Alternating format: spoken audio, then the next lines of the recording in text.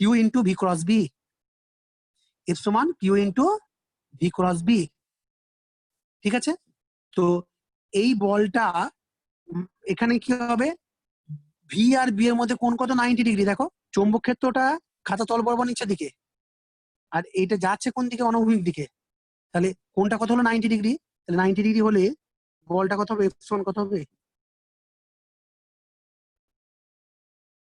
Q V B হবে, Q V B sine theta, sine 90 degree মান হচ্ছে 1, তাহলে এফ সমান কত হলো, কিউ ভিবি হলো।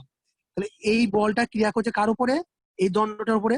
সেই বলটার অভিমুখ যেদিকে হয় সেটা যে সূত্রের সাহায্যে নির্ণয় করা হয়, সেই সূত্রটা হচ্ছে ফ্লেমিং এর বামহস্ত নিয়ম। ফ্লেমিং এর বামহস্ত নিয়মের সাহায্যে এই যে দণ্ডটার উপরে একটা বল ক্রিয়া করছে, এই দণ্ডটার উপরে একটা যে বল ক্রিয়া করছে, সেই বলটার অভিমুখ নির্ণয় করা। ফ্লেমিং এর বামহস্ত নিয়মটা কি বলছে, বাম হাতের তর্জনী, মধ্যমা এবং বৃদ্ধাঙ্গুলিকে পরস্পরের সমকোণে রাখলে যদি তর্জনী চৌম্বকক্ষেত্রের দিক, মধ্যমা আধানের গতির অভিমুখ নির্দেশ করে, তাহলে বৃদ্ধাঙ্গুলি কি করবে, পরিবাহীর উপর ক্রিয়াশীল বলের অভিমুখ নির্দেশ করবে।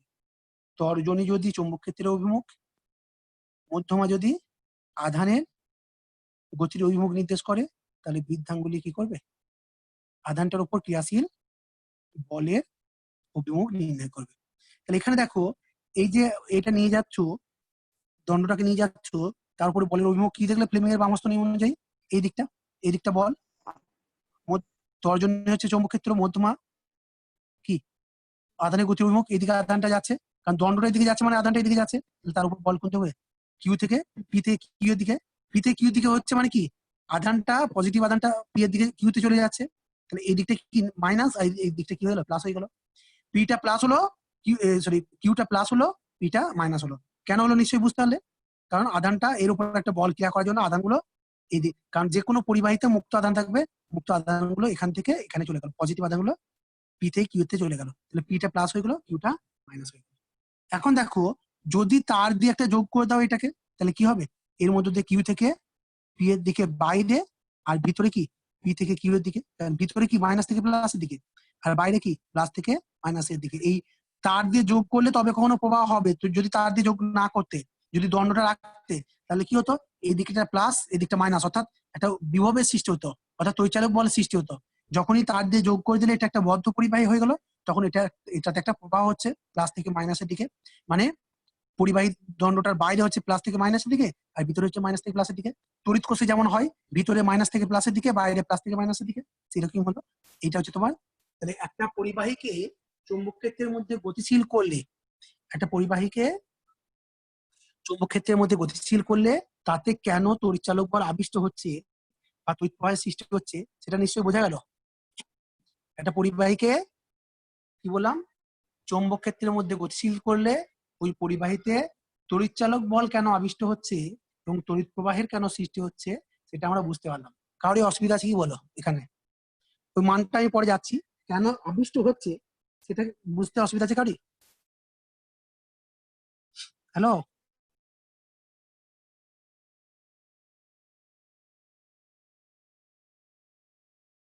না স্যার। বেশ, এখন দেখো, এই যে আমরা কি বললাম, বলটা কত, কোনটা কত, ভি আর বি এর মধ্যে কোন কত 90 ডিগ্রি, কারণ দণ্ডটা অনুভূমিক দিকে, পরিবাহীটা অনুভূমিক দিকে যাচ্ছে, আর চৌম্বক ক্ষেত্রটা উল্লম্ব ভাবে নিচের দিকে ক্রিয়া করছে। পরিবাহীটা অনুভূমিক ভাবে যাচ্ছে আর দণ্ডটা উল্লম্ব ভাবে নিচে, মানে চৌম্বক ক্ষেত্রটা উল্লম্ব ভাবে নিচের দিকে ক্রিয়া করছে, তার উপর বল এফ সমান হচ্ছে Q into V cross B. বল এফ সমান কি, Q into V cross B. এখন দেখো, এই যে বলটা হলো, সেই বলটার কোনটা কত, এখানে 90 ডিগ্রি হওয়ার জন্য Q V B sine theta, sine 90 degree, sine 90 degree মান হওয়ার জন্য Q into V into B.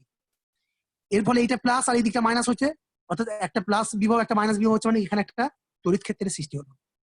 যখনই পরিবাহীটাকে গতিশীল করছো, তখন পরিবাহী আধানের উপর একটা বল ক্রিয়া করছে, সেই বলের জন্য আধানগুলো এক প্রান্ত থেকে অন্য প্রান্তের দিকে চলে যাচ্ছে, ফলে একটা প্রান্ত প্লাস হচ্ছে, একটা প্রান্ত মাইনাস হচ্ছে, মানে একটা বিভব পার্থক্যের সৃষ্টি হচ্ছে। বিভব পার্থক্যের সৃষ্টি হচ্ছে মানেই তড়িৎ ক্ষেত্রের সৃষ্টি হচ্ছে, কারণ ভি সমান হচ্ছে ই ইন্টু এল, ই সমান হচ্ছে ভি বাই এল, তড়িৎ ক্ষেত্রের সৃষ্টি হলো। এই তড়িৎ ক্ষেত্রের জন্য একটা বল ক্রিয়া করবে, সেই বলটা কত, কিউ ইন্টু ই। আধানটা যদি কি হয় তাহলে তড়িৎ ক্ষেত্রের জন্য তো বল হচ্ছে কিউই, আর চৌম্বক ক্ষেত্রের জন্য বল হচ্ছে কি কিউভিবি। এই দুটো বল বিপরীত দিকে ক্রিয়া করার জন্য যখন দেখা যাবে চৌম্বক বল আর তড়িৎ বল সমান হয়ে যাচ্ছে, তখন আধানটার উপরে লব্ধি বল শূন্য হয়ে যাবে, ফলে আধানটা সমবেগে গতিশীল হবে। তড়িৎ বল আর চৌম্বক বল সমান হয়ে গেলে আধানটার উপর লব্ধি বল শূন্য হবে, ফলে আধানটা কি সমবেগে গতিশীল হবে। আধানটা সমবেগে গতিশীল হবে। এবং সেক্ষেত্রে কন্ডিশনটা কি, কিউ ই সমান কিউ ভিবি, কিউ কিউ কেটে যাও, তাহলে ই সমান কি ভিবি। তাহলে যে তড়িৎ ক্ষেত্রটা সৃষ্টি হলো, এখানে যে তড়িৎ ক্ষেত্রটা সৃষ্টি হলো ইটা, সেটা কত পেলাম, ভি ইন্টু বি আমরা পেলাম। তাহলে বিও পার্থক্য ভি সমান কত হবে, ই ইন্টু এল, ক্ষেত্রফল বললো ইন্টু দৈর্ঘ্য, তাহলে ভি সমান কি ই ইন্টু এল, ই এর মান কত ভি ইন্টু বি, তাহলে ভি বি ইন্টু এল। এই যেটা বিভব পার্থক্য সেটাই তো তড়িৎচালক বল, এই তড়িৎচালক বল হচ্ছে বি এল ভি। অর্থাৎ খুব ইম্পর্টেন্ট, খুবই ইম্পর্টেন্ট, একটা পরিবাহী তার বা দণ্ড যখন সুষম চৌম্বক ক্ষেত্রে গতিশীল হবে, সুষম চৌম্বক ক্ষেত্রের সমকোণে গতিশীল হবে, একটা পরিবাহী তার বা দণ্ড যখন সুষম চৌম্বক ক্ষেত্রের সমকোণে, এখানে চৌম্বক ক্ষেত্রটা যেদিকে আছে উল্লম্বভাবে নিচের দিকে, দণ্ডটা অনুভূমিক দিকে যাচ্ছে, সুষম চৌম্বক ক্ষেত্রের সমকোণে গতিশীল হবে, তখন ওই পরিবাহী তার বা দণ্ডতে একটা কি হবে, তড়িৎচালক বল আবিষ্ট হবে, এবং আবিষ্ট তড়িৎচালক বলের মান হবে বি এল ইন্টু বি। খুব ইম্পর্টেন্ট, বি এল ভি। এটা দিয়ে অনেক অঙ্ক আছে, বোঝা গেছে কি যায়নি, করা যাবে, বলো পারা যাবে কি যাবে না, কার অসুবিধা আছে বলো।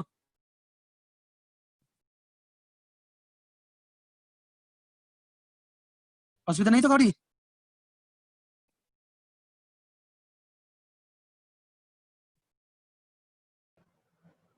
না স্যার। Yes. এরপর দেখো,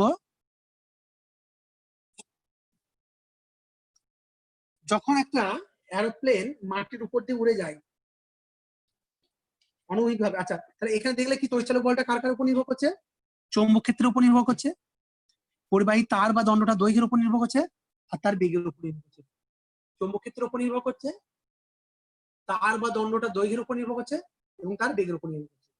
এখন দেখো এই অনেকবার এসছে পরীক্ষায়, একটা এরোপ্লেন যখন ভূপৃষ্ঠের উপর দিয়ে উড়ে যাচ্ছে, তখন তার দুটো ডানা মিলে একটা পরিবাহী তার বা দণ্ড তৈরি করছে, এবং এই ডানাটা কি করছে, চৌম্বক ক্ষেত্রটাকে, চৌম্বক ক্ষেত্রের উল্লম্ব অংশটাকে লম্বাভাবে কাট করতে যাচ্ছে। ডানাটা কি করছে,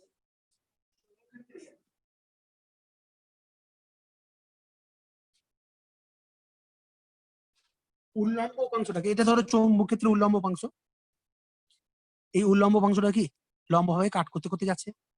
অর্থাৎ চৌম্বক ক্ষেত্রের উল্লম্ব উপাংশের সঙ্গে ডানাটার গতিবেগ হচ্ছে সমকোণে হচ্ছে, আর অনভিক উপাংশের সঙ্গে সমান্তরাল হচ্ছে, তাকে কিন্তু কাট করবে না। কারণ যে কোনো স্থানে ভূচৌম্বক ক্ষেত্রটাকে দুটো উপাংশে ভাগ করতে পারো। অনুভূমিক উপাংশ হচ্ছে কত, আই কস থিটা মানে এইচ, আর উল্লম্ব উপাংশ কত, আই সাইন থিটা মানে হচ্ছে ভি। তো ভূচৌম্বক ক্ষেত্রের অনুভূমিক উপাংশটা কি করছে, কাট করতে করতে যাচ্ছে। যখন এই ভূচৌম্বক ক্ষেত্রের অনুভূমিক উপাংশটাকে কাট করতে করতে যাচ্ছে, তখন ওখানে কি হচ্ছে, একটা তড়িৎচালক বল আবিষ্ট হচ্ছে। সেই আবিষ্ট তড়িৎচালক বলের মান কত হবে, বিএলভি। দেখো এখানে বিএলভি, যখন এরোপ্লেনের ক্ষেত্রে বি বলতে কোনটা, ভূচুম্বক ক্ষেত্রের উল্লম্ব উপাংশ, সেটা কত, আই সাইন থিটা। এরোপ্লেনের ক্ষেত্রে বি বলতে কত, চৌম্বক ক্ষেত্রটা কত, ভূচুম্বক ক্ষেত্রের উল্লম্ব উপাংশ, কারণ ভূচুম্বক ক্ষেত্রের উল্লম্ব উপাংশের সমকোণে ডানাটা কি করছে, ভূচুম্বক ক্ষেত্রের উল্লম্ব উপাংশটাকে সমকোণে ছেদ করছে। ডানাটা ভূচুম্বক ক্ষেত্রের উল্লম্ব উপাংশটাকে, ভূচুম্বক ক্ষেত্রের উল্লম্ব উপাংশটাকে সমকোণে ছেদ করছে। তাই এখানে কি হচ্ছে, সমান হচ্ছে কি বিএলবি, বিটা কত, আই সাইন থিটা, এলটা কি ডানা দুটোর দুই প্রান্তের দৈর্ঘ্য, ডানা দুটো প্রান্তের দূরত্ব যেটা, সেটা হচ্ছে এল। আর ভিটা কি ডানার বেগ মানে হচ্ছে এরোপ্লেনের বেগ। তাহলে আই সাইন থিটা কেন, কারণ চৌম্বক ক্ষেত্রের উল্লম্ব উপাংশ। যদি তোমাকে কোনো অঙ্কে ভূচৌম্বক ক্ষেত্রের উল্লম্ব উপাংশ দিয়ে দেয়, তাহলে সেটা ডাইরেক্ট বসিয়ে দিতে হবে, তখন আই সাইন থিটা লেখা দরকার হবে না। যদি ভূচৌম্বক ক্ষেত্রটা বলে দেয়, আইটা বলে দেয়, তাহলে উল্লম্ব উপাংশ করার জন্য আই সাইন থিটা করতে হবে। যদি তোমাকে অনুভূমিক উপাংশ বলে দেয়, আমরা জানি V/H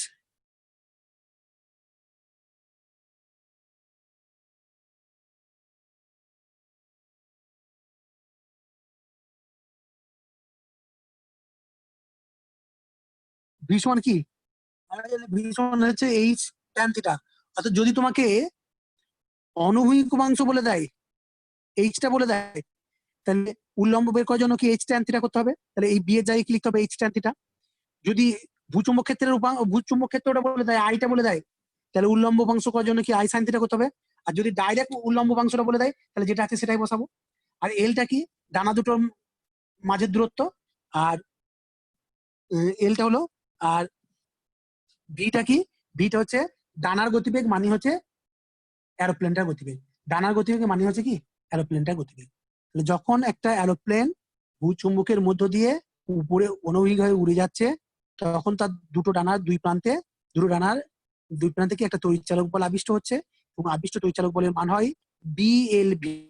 বি বলতে ভূচুম্বক ক্ষেত্রের উল্লম্ব অংশ, এল বলতে ডানা দুটোর দূরত্ব, দৈর্ঘ্য, মোট দৈর্ঘ্য যেটা দূরত্ব, আর ভি হচ্ছে এরোপ্লেনের বেগ। অসুবিধা হচ্ছে কারণ?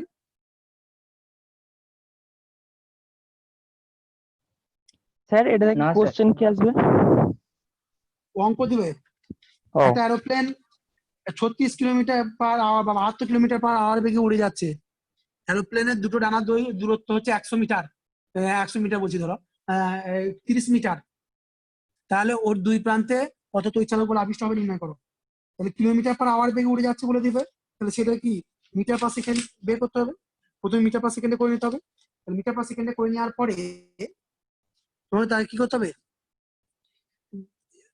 আচ্ছা সেক্ষেত্রে ভূচুম্বক ক্ষেত্রের উল্লম্ব উপাংশ বলে দিতে পারে ডাইরেক্ট, মানে ভূচুম্বক ক্ষেত্রটা বলে দিতে পারে, বা ভূচুম্বক ক্ষেত্রের অনভিক উপাংশ বলে দিতে পারে, এইচ বলে দিতে পারে, বা আই বলে দিতে পারে, বা ডাইরেক্ট ভূচুম্বক ক্ষেত্রের উল্লম্ব উপাংশটা বলে দিতে পারে। যেটাই বলে দেখ তোমাকে ভূচুম্বক ক্ষেত্রের উল্লম্ব উপাংশটা নিতে হবে। এলটা হচ্ছে ডানা দুটো দৈর্ঘ্য, আর ভিটা পেয়ে যাবে, তাহলে কি তড়িৎচালক বলটা পাবে। দেখবে উদাহরণে অঙ্ক দিয়ে আছে, এই এরপরে থিওরিটার পরে দেখবে উদাহরণ দেওয়া আছে। বোঝা গেছে? হ্যালো, হ্যাঁ হ্যাঁ স্যার। আচ্ছা নেক্সট কি আছে,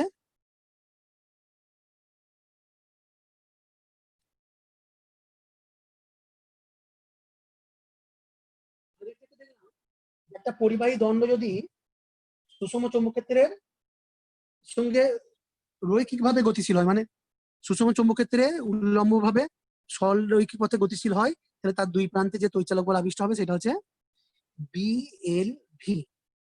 ভিটা চৌম্বক ক্ষেত্র, এলটা হচ্ছে দণ্ডটা দৈর্ঘ্য, আর ভিটা হচ্ছে তার বেগ। যদি ওমেগা কৌণিক বেগে ঘুরে একটা দণ্ড, পরিবাহী দণ্ড কি করছে, সুষম চৌম্বক ক্ষেত্রে ওমেগা কৌণিক বেগে ঘুরছে, তখন তার দুই প্রান্তে কত তড়িৎচালক বল আবিষ্ট হবে সেটা নির্ণয় করো। একটা সুষম চৌম্বক ক্ষেত্রে একটা পরিবাহী তার বা দণ্ড, একটা সুষম চৌম্বক ক্ষেত্রে একটা পরিবাহী তার বা দণ্ড কি করছে, ওমেগা কৌণিক বেগে আবর্তন করছে, ওমেগা কৌণিক বেগে আবর্তন করছে। তাহলে ওই দণ্ডটার দুই প্রান্তে কত তড়িৎচালক বল আবিষ্ট হবে সেটা আমরা নির্ণয় করব। দেখো ধরে নিচ্ছি একটা দণ্ডের দৈর্ঘ্য হচ্ছে এল,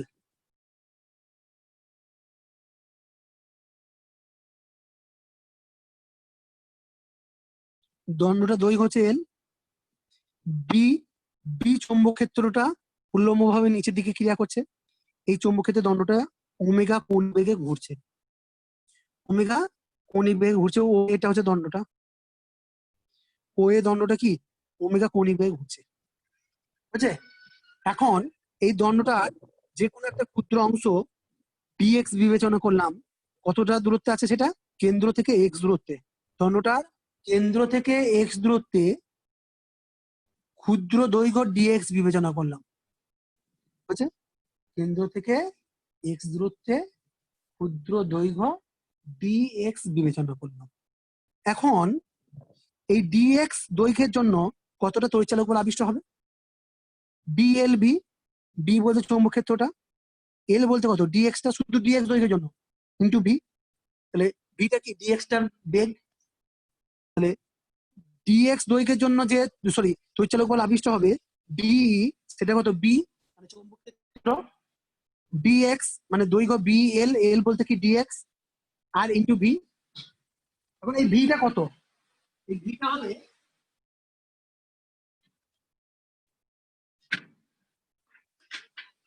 ভিটা কত হচ্ছে দেখো,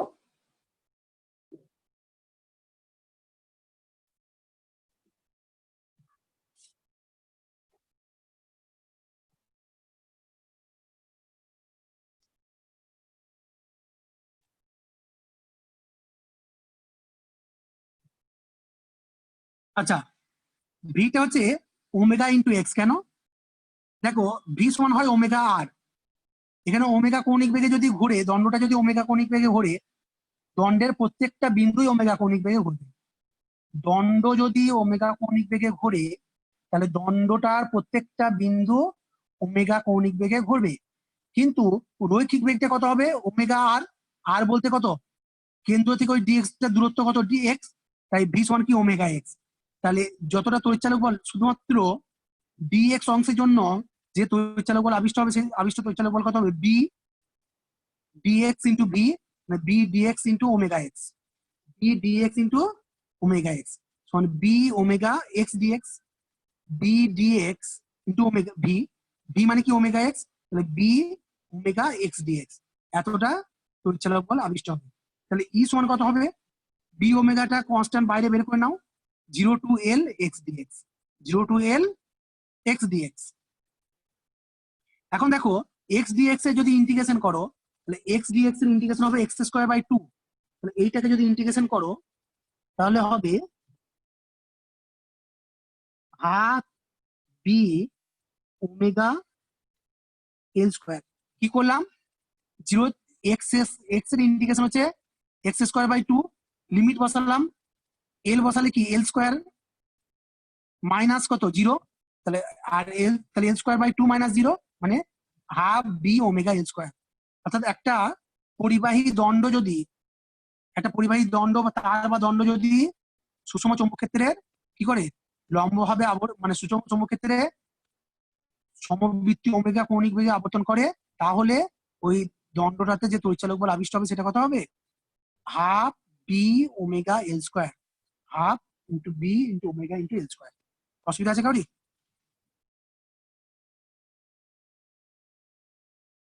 বলো, হ্যাঁ না বলো। লাস্টের ওই জায়গাটা আরেকবার বলে দিন। হ্যাঁ বলো বলছি বলো। লাস্টের ওই জায়গাটা আবার বলে দিন না, ওই সেই ডিএক্স এর লাস্টে জায়গাটা। কোনটা বলতে বলো, এই ইন্টিগ্রেশনটা। মানে স্যার তার আগে থেকেই একটু, এ দেখো মানে হ্যাঁ ফরম্যাটটা। আমি বলি, ধরো দণ্ডটার দৈর্ঘ্য কত এল, মানে ও থেকে এ পর্যন্ত হচ্ছে এল, কেন্দ্র ও থেকে এক্স দূরত্বে ডিএক্স বিবেচনা করেছো, ডিএক্স ক্ষুদ্র দৈর্ঘ্য বিবেচনা করেছো। তা ডিএক্স দৈর্ঘ্যের জন্য তড়িৎচালক বল কত, তড়িৎচালক বলের রাশিমালা আমরা জানি, যদি একটা এল দৈর্ঘ্যের পরিবাহী গতিশীল হয় ভি বেগে, তার তড়িৎচালক বল হয় বিএলভি। তাহলে চৌম্বক ক্ষেত্র বি, এখানে ডিএক্স টার জন্য কি দৈর্ঘ্যটা কত ডিএক্স, তাহলে বি ডিএক্স এলে যায় কি ডিএক্স ইন্টু ভি, ডিএক্স ভিটা কি ডিএক্স এর বেগ। তাহলে তড়িৎচালক বল হলো B dx into V, D X টা হচ্ছে ক্ষুদ্র অংশ যেটা বিবেচনা করেছি আমরা, আর ভিটা কি ওর বেগ। এবার বি ডিএক্স, বেগ ভি সমান কি হয় ওমেগা আর, ওমেগা কোন বেগে ঘুরছে, আর আর বলতে কি কেন্দ্র থেকে ডিএক্স এর আমার দূরত্ব কত ব্যাসার্ধটা। এক্স। হ্যাঁ তাহলে ব্যাসার্ধটা, তাহলে ব্যাসার্ধটা কত এক্স, তাহলে আর বলতে কত এক্স, তাহলে B dx into omega X, এইটা হলো তোমার ওমেগা এক্স হচ্ছে ভিটা। তাহলে বি এল ভি হয়ে গেল। এলটা কোনটা, শুধুমাত্র ডিএক্স টা, কারণ শুধুমাত্র ডিএক্স টার জন্য আমরা তড়িৎচালক বল বিবেচনা করছি প্রথমে, দিয়ে ইন্টিগ্রেশন করে গোটা তারটার জন্য করবো। তাহলে শুধু ডিএক্স টার জন্য তড়িৎচালক বল কত হলো, B dx into omega X, মানে B omega X DX, B omega X DX. তাহলে গোটা তারটার জন্য কত হবে, ইন্টিগ্রেশন হবে। এই ইন্টিগ্রেশনের লিমিটে কি এক্সটা পরিবর্তন হচ্ছে, ও বিন্দুতে এক্সটা 0, এ বিন্দুতে এক্সটা এল, তাহলে ইন্টিগ্রেশনের লিমিটটা কত হবে 0 থেকে এল। তাহলে মোট তড়িৎচালক বল ই, শুধু ডিএক্স টার জন্য এইটুকু, এইটা। তাহলে গোটা তারটার জন্য কত ই, সেটা কত বি ওমেগাটা কনস্ট্যান্ট করলে বাইরে থাকলো, ইন্টিগ্রেশনের লিমিট হচ্ছে 0 থেকে এল, কারণ ও বিন্দুতে 0 আর এ বিন্দুতে এল, 0 থেকে এল এক্স ডিএক্স। ইন্টিগ্রেশনটা করলে দেখো বেরোবে half B omega L square. ইন্টিগ্রেশনটা করলে দেখো বেরোবে হাফ মানে বি, স্যার গোটা তারটার জন্য ইন্টিগ্রেশনটা করছি। হ্যাঁ গোটা তারটার জন্য করার জন্য ইন্টিগ্রেশন করছি, কিন্তু শুধুমাত্র ডিএক্স এর জন্য কতটুকু হচ্ছে এটা, এইটুকু বি বোঝা ওমেগা গেছে?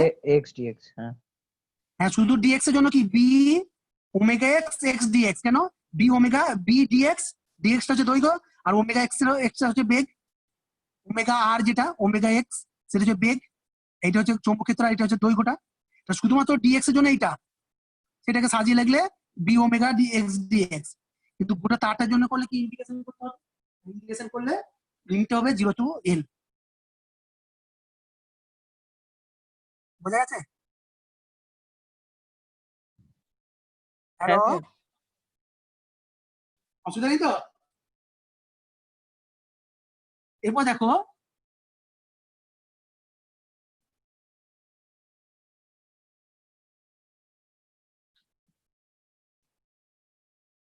আচ্ছা,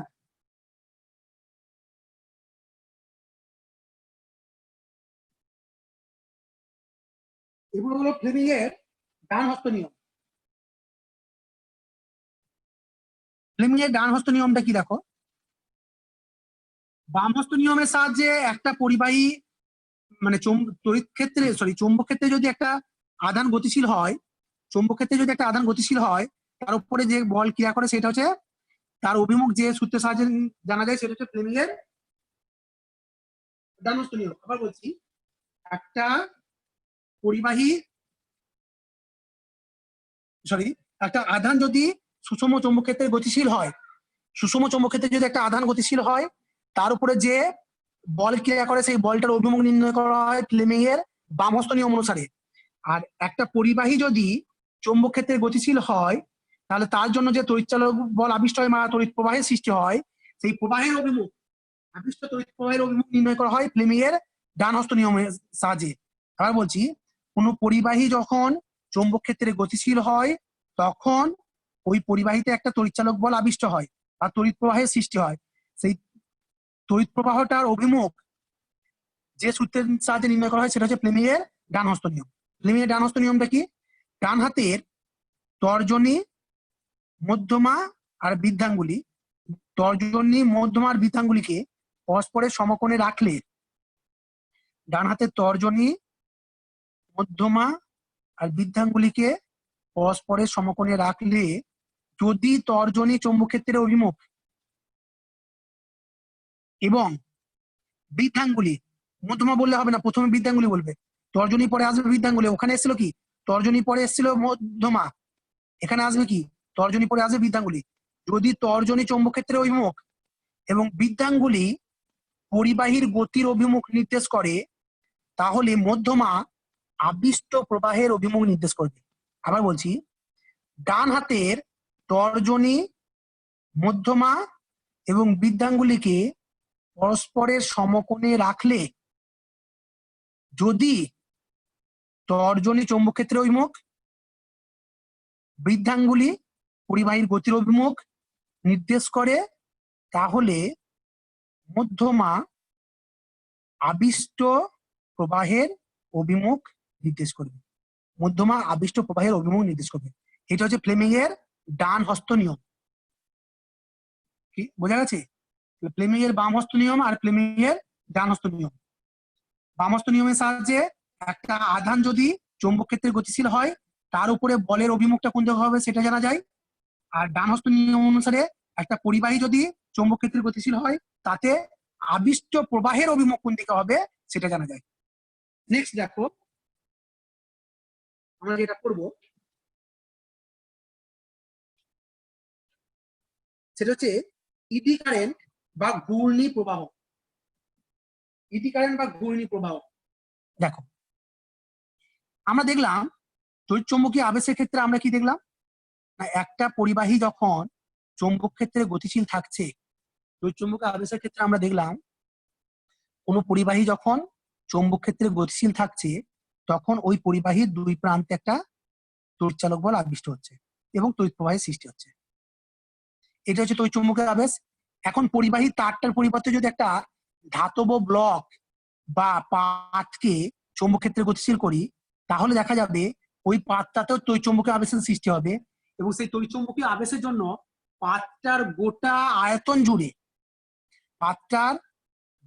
আয়তন জুড়ে বিভিন্ন বৃত্তাকার লুপে তড়িৎ প্রবাহের সৃষ্টি হবে। যখন একটা পরিবাহী পাতকে বা ব্লককে চৌম্বক ক্ষেত্রে গতিশীল করা হবে, তখন ওই পাতটা বা ব্লকটার গোটা আয়তন জুড়ে তড়িৎ চুম্বকীয় আবেশের জন্য গোটা আয়তন জুড়ে বিভিন্ন বৃত্তাকার লুপে তড়িৎ প্রবাহের সৃষ্টি হবে। এই প্রবাহটাকে বলা হয় ইডি কারেন্ট বা ঘূর্ণি প্রবাহ। তাহলে ঘূর্ণি প্রবাহের সংজ্ঞা কি? যদি একটা পরিবাহী পাত এবং চৌম্বক ক্ষেত্রের মধ্যে পরিবাহী পাত বা ব্লক মানে ওই যে বললাম একটা বই একটা ব্লক, মোবাইলটা একটা ব্লক, ওই রকম ব্লক মানে তার দৈর্ঘ্য প্রস্থ উচ্চতা সবই থাকছে। পরিবাহী পাত বা ব্লক যখন একটি চৌম্বক ক্ষেত্র এবং একটি পরিবাহী পাত বা ব্লকের মধ্যে আপেক্ষিক গতি থাকবে, তখন ওই পাত বা ব্লকের সমগ্র আয়তন জুড়ে বিভিন্ন বৃত্তাকার পথে তড়িৎ প্রবাহের সৃষ্টি হয় বা বিভিন্ন বৃত্তাকার লুপে তড়িৎ প্রবাহের সৃষ্টি হয়। এই প্রবাহটাকে বলা হয় ইডি কারেন্ট বা ঘূর্ণি প্রবাহ। তোমরা যদি বইয়ের ছবিটা দেখো তাহলে বইয়ে দেখতে পাবে ছবিটা ইডি কারেন্ট বা ঘূর্ণি প্রবাহ, একটা ব্লক আছে, সেই ব্লকে ইডি কারেন্ট বা ঘূর্ণি প্রবাহ ডটে দিয়ে দেওয়া আছে। একটা ব্লকে ছবিটা আমি আঁকছি না, এখানে দেখতে পাবে। এই দেখো, এই যে বিভিন্ন গোটা আয়তন জুড়ে এই যে ডটের লাইন দেওয়া আছে, এটা হচ্ছে কি ইডি কারেন্ট বা ঘূর্ণি প্রবাহ। এইটা চৌম্বক ক্ষেত্রের অভিমুখ আছে। তাহলে এইটা একটি ব্লক। তাহলে একটা ব্লক কি আছে? চৌম্বক ক্ষেত্রের মধ্যে গতিশীল আছে, অর্থাৎ ব্লক আর চৌম্বক ক্ষেত্রের মধ্যে কি আছে? আপেক্ষিক গতিবেগ আছে। ব্লক আর চৌম্বক ক্ষেত্রের মধ্যে আপেক্ষিক গতিবেগ আছে। তখন কি হচ্ছে, এই ব্লকটার পুরো আয়তনটা জুড়ে বিভিন্ন বৃত্তাকার লুপে কি হচ্ছে, তড়িৎ প্রবাহের সৃষ্টি হচ্ছে। এইটাকে বলা হচ্ছে ইডি কারেন্ট। দেখো ইডি কারেন্ট বা ঘূর্ণি প্রবাহ সৃষ্টি হচ্ছে কেন? না তড়িৎ চৌম্বকীয় আবেশের জন্য। ঘূর্ণি প্রবাহের সৃষ্টির কারণ কি? তড়িৎ চৌম্বকীয় আবেশের জন্য। আবার দেখো তড়িৎ চৌম্বকীয় আবেশের ক্ষেত্রে প্রবাহের অভিমুখ এমন হয় যে কারণে প্রবাহ সৃষ্টি হয়, সর্বদা সেই কারণকে বাধা দেয়। তড়িৎ চৌম্বকীয় আবেশের ক্ষেত্রে প্রবাহের অভিমুখ এমন হয় যে কারণে প্রবাহ সৃষ্টি হয়, সর্বদা সেই কারণকে বাধা দেয়। এখন দেখো সেই কারণকে বাধা দেওয়ার জন্য কি, ওই একটা তাপ শক্তি, ওই বাধা বলের বিরুদ্ধে একটা কার্য হবে, অর্থাৎ তাপ শক্তি উৎপন্ন হবে, আর সেই তাপ শক্তিটা কি অপচয় হবে। ফলে ইডি কারেন্ট বা ঘূর্ণি প্রবাহের ক্ষেত্রে ফলে কি হয়, শক্তির অপচয় হয়। তাহলে ঘূর্ণি প্রবাহ কেন কি বললাম, যখন একটা ধাতব পরিবাহী ব্লক এবং চৌম্বক ক্ষেত্রের মধ্যে আপেক্ষিক গতি থাকে, তখন ওই ব্লকটার সমগ্র আয়তন জুড়ে বিভিন্ন বৃত্তাকার লুপে কি হয়, প্রবাহের সৃষ্টি হয়। এই প্রবাহটাকে বলা হচ্ছে ঘূর্ণি প্রবাহ বা ইডি কারেন্ট। তড়িৎ চৌম্বকীয় আবেশের জন্য কি ঘূর্ণি প্রবাহের সৃষ্টি হয়? তড়িৎ চৌম্বকীয় আবেশের জন্য ঘূর্ণি প্রবাহের সৃষ্টি হয়। ঘূর্ণি প্রবাহের ক্ষেত্রে তড়িৎ চৌম্বকীয় আবেশের ক্ষেত্রে যে কারণে প্রবাহ সৃষ্টি হয়, প্রবাহ সর্বদা সেই কারণকে বাধা দেয়। তড়িৎ চৌম্বকীয় আবেশের ক্ষেত্রে যে কারণে প্রবাহ সৃষ্টি হয়, প্রবাহ সর্বদা সেই কারণকে বাধা দেয়। তাই একটা কি শক্তির অপচয় হয়, অর্থাৎ ঘূর্ণি প্রবাহের ফলে শক্তির অপচয় হয়। এই অপচয়টাকে দূর করার জন্য কি করা হয়, এই দেখো স্তরীভূত ব্লক, একটা গোটা পাত ব্যবহার না করে স্তরে স্তরে সজ্জিত পাতলা পাত ব্যবহার করা হয়, এবং সেই দুটো পাতের মাঝে অন্তরক পথের আবরণ দেওয়া হয়। ফলে কি হবে, এই যে প্রবাহগুলো আছে সেই প্রবাহের মানটা কমে যাবে। কেন না, এই যে লুপের যে এটা কেটে যাবে, তো ওই জন্য পাতলা পাত অল্প অল্প জায়গার মধ্যে হয়ে যাবে। অল্প অল্প জায়গার মধ্যে হয়ে গেলে ওর প্রবাহের মানটা কমে যাবে, ফলে শক্তির অপচয়টা কম হবে। তাহলে এইটা দেওয়া হয় কেন, এই যে পাতটা দেওয়া হয় কেন চৌম্বক ক্ষেত্রে, দেখবে ট্রান্সফরমার আছে, ট্রান্সফরমারে দেখে চৌম্বক ভেদ্যতা বাড়ানোর জন্য ওইখানে এই কাঁচা লোহার চৌম্বক পদার্থের পাত ব্যবহার করা হয়। যেমন ধরো ট্রান্সফরমারে কুণ্ডলীর মাঝে মজ্জা হিসাবে কাঁচা লোহার পাত ব্যবহার করা হয়। তার কারণটা কি, ওখানে চৌম্বক ভেদ্যতা বৃদ্ধি করার জন্য। চৌম্বক ভেদ্যতা বৃদ্ধি করার জন্য পাত ব্যবহার করতে হচ্ছে। আবার পাত ব্যবহার করলে কি ঘূর্ণি প্রবাহের জন্য শক্তির অপচয় হচ্ছে, সেই জন্য পাতগুলোকে কি করা হয়, ল্যামিনেটেড মানে হচ্ছে একটার উপরে আর একটা চাপানো, স্তরীভূত। ল্যামিনেটেড বা স্তরীভূত পাত মানে স্তরে স্তরে সজ্জিত পাত ব্যবহার করা হয়। আর দুটো পাতের মাঝে অন্তরক পদার্থের আবরণ থাকে, দুটো পাতের মাঝে কি থাকে, অন্তরক পদার্থের আবরণ থাকে। এটা হলো তোমার ইডি কারেন্ট। তাহলে ইডি কারেন্টের এই শক্তি, ইডি কারেন্ট কাকে বলে বা ঘূর্ণি প্রবাহ কাকে বলে? ঘূর্ণি প্রবাহের জন্য শক্তির অপচয় কেন হয় বা শক্তির অপচয় কিভাবে হয় আর শক্তির অপচয় দূর করা হয় কিভাবে। শক্তির অপচয় দূর করার জন্য কি করা হয়, স্তরীভূত পাত ব্যবহার করা হয় এবং দুটো পাতের মাঝে কি করা হয়, অন্তরক পথের আবরণ দেওয়া হয়। এতদূর পর্যন্ত বোঝা গেছে কি যায়নি? হ্যালো, হ্যাঁ স্যার। ঘূর্ণিপ্রবাহ হ্যাঁ, স্যার। কাকে বলে? ঘূর্ণিপ্রবাহে শক্তির অপচয়। ঘূর্ণিপ্রবাহ কাকে বলে? ঘূর্ণিপ্রবাহে শক্তির অপচয়। আর এই অপচয় কিভাবে দূর করা হয়, এই স্যার অপচয় কিভাবে, শক্তির অপচয় হয় কিভাবে ওটা একটু বলে দিন। ঘূর্ণিপ্রবাহ কেন সৃষ্টি হচ্ছে বলো,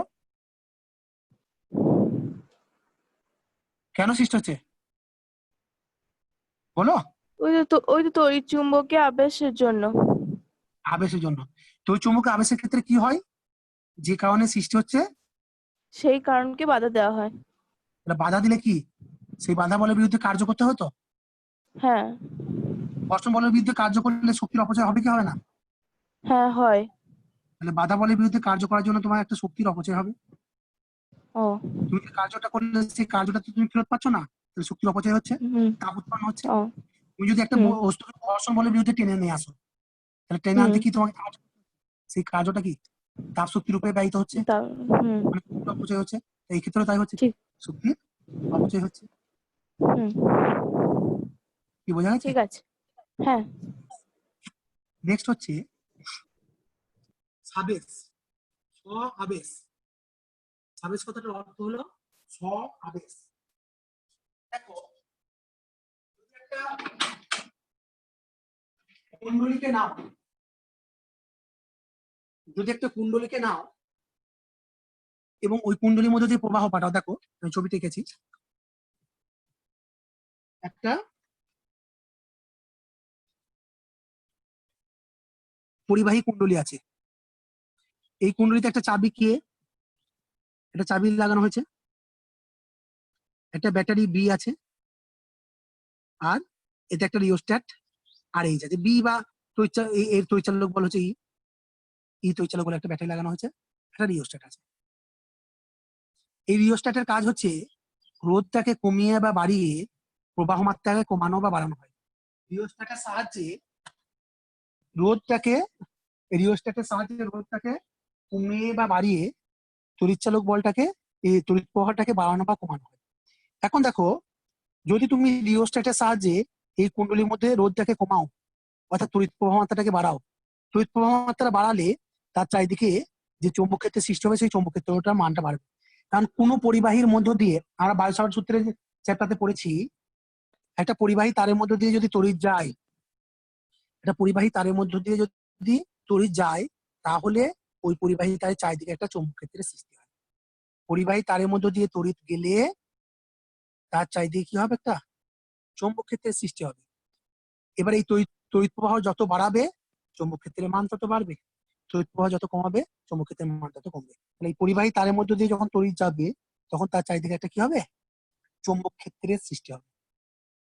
আচ্ছা, এখন দেখো, প্রবাহ মাত্রাটা যদি বাড়ে তাহলে চৌম্বক ক্ষেত্র বাড়বে। চৌম্বক ক্ষেত্র বি বাড়লে চৌম্বক ক্ষেত্রের জন্য ফ্লাক্স, চৌম্বক ফ্লাক্স ফাই সমান হয় বি ইন্টু এ। চৌম্বক ক্ষেত্রের সঙ্গে ক্ষেত্রফল, তাহলে ফাই সমান কি বি ইন্টু এ। এখন আই বাড়লে বি বাড়বে, বি সমানুপাতিক আই। আবার বি বাড়লে কি বাড়বে, ফাই বাড়বে, চৌম্বক প্রবাহ বাড়বে। চৌম্বক প্রবাহের পরিবর্তন হবে, ফাই বাড়া মানে কি চৌম্বক প্রবাহের পরিবর্তন হবে। আর এই চৌম্বক প্রবাহের পরিবর্তনের জন্য এখানে একটা তড়িৎচালক বল আবিষ্ট হবে এবং তড়িৎ প্রবাহের সৃষ্টি হবে, মানে তড়িৎ চৌম্বকীয় আবেশের সৃষ্টি হবে। এইটাকে বলা হচ্ছে সাবেশ। অর্থাৎ একটা কুণ্ডলী, তাহলে কি বললাম, রিওস্ট্যাটের সাহায্যে যদি এই কুণ্ডলীর মধ্য দিয়ে প্রবাহটাকে বাড়াও, তাহলে কি এখানে চৌম্বক ক্ষেত্র বাড়বে। চৌম্বক ক্ষেত্র বাড়া মানে কি বলরেখার সংখ্যা বাড়বে, মানে বেশি সংখ্যক বলরেখাই কুণ্ডলীকে অতিক্রম করবে, কুণ্ডলীর ভিতর দিয়ে যাবে, অর্থাৎ চৌম্বক প্রবাহ বাড়বে। তাই ওই চৌম্বকীয় আবেশের সৃষ্টি হবে। যদি রিওস্ট্যাটের সাহায্যে প্রবাহ মাত্রাটাকে কমাও, তাহলেও কি হবে, প্রবাহ মাত্রাটাকে কমালে চৌম্বক ক্ষেত্র বিটা কমবে। চৌম্বক ক্ষেত্র বি কমা মানে কি বলরেখার সংখ্যা কমবে, মানে চৌম্বক প্রবাহ কমবে। চৌম্বক প্রবাহ কমলেও কি এখানে তড়িৎচালক বল আবিষ্ট হবে, মানে চৌম্বকীয় আবেশের সৃষ্টি হবে। তাহলে রিওস্ট্যাটের সাহায্যে প্রবাহটাকে বাড়াও বা কমাও, কুণ্ডলীর মধ্যে প্রবাহটাকে বাড়ালে বা কমালে চৌম্বক ক্ষেত্রটা বাড়বে বা কমবে। আর চৌম্বক ক্ষেত্র মানে বিটা বাড়া বা কমা মানে কি কুণ্ডলীর সঙ্গে জড়িত বলরেখার সংখ্যা বা চৌম্বক প্রবাহ বাড়বে বা কমবে, এর ফলে যে তড়িৎচুম্বকীয় আবেশের সৃষ্টি হবে সেটাকে বলা হবে সাবেশ। স্ব আবেশ, সাবেশ মানে কোন কুণ্ডলীর নিজের মধ্যে তড়িৎ প্রবাহের পরিবর্তনের জন্য যে তড়িৎচুম্বকীয় আবেশের সৃষ্টি হয় তাকে বলা হয় সাবেশ। কোন কুণ্ডলীর নিজের মধ্যে তড়িৎ প্রবাহের পরিবর্তনের জন্য ওই কুণ্ডলীতে যে তড়িৎচুম্বকীয় আবেশের সৃষ্টি হয় তাকে বলা হয় সাবেশ। বোঝা গেছে? সাবেশ কাকে বলে? একটা কুণ্ডলীর সঙ্গে জড়িত প্রবাহ যদি পরিবর্তন করো, কোন কুণ্ডলীর সঙ্গে জড়িত প্রবাহ যদি তড়িৎ প্রবাহমাত্রা যদি পরিবর্তন করা হয় তাহলে চৌম্বক প্রবাহ পরিবর্তন হবে, আর চৌম্বক প্রবাহ পরিবর্তন হওয়ার জন্য যে তড়িৎচালক বল আবিষ্ট হবে সেটাকে বলা হবে সাবেশ, নিজের জন্য যদি হয়। হয়েছে? হ্যালো, হ্যাঁ স্যার। হ্যাঁ স্যার। এবার দেখো এই যে ফাইটা কি বললাম, বি প্রপোর্শনাল টু আই, আবার ফাই প্রপোর্শনাল টু বি, তাহলে আমরা লিখতে পারবো ফাই প্রপোর্শনাল টু আই।